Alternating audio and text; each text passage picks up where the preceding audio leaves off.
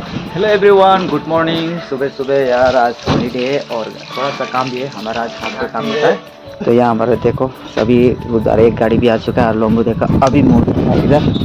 और यहाँ और देखो एक गाड़ी यहाँ पे आ चुका है और यहाँ पे थोड़ा सा कैन डाल भी दिया है। आज ना जल्दी जल्दी काम करके हम लोग का आराम करना है। और एक बात दोस्त, मेरे भी मन करता है कि ना मेरी बार यूट्यूब में काम करूँ, क्योंकि 1K भी मेरा पूरा हो चुका है। और मेरा मन भी करता है कि मैं इस पास ब्लॉगिंग करूँ और इसी में यूट्यूब में फोकस काम करूँ। लेकिन क्या करना, अब इसमें काम करने से तो नहीं होगा, अपना परिवार है, जिम्मेदार है। इसलिए मैं ब्लॉगिंग अच्छा से भी कर नहीं पाता हूँ, काफ़ी पे ध्यान देना पड़ता है। वही प्रॉब्लम है ना इसमें। और यहाँ से इतना टाइम भी नहीं मिलता कि जाके मैं कुछ इसमें अच्छा सा ब्लॉगिंग करूँ। लेकिन जिस दिन मिलेगा मैं ज़रूर अच्छा सा ब्लॉगिंग करूँगा।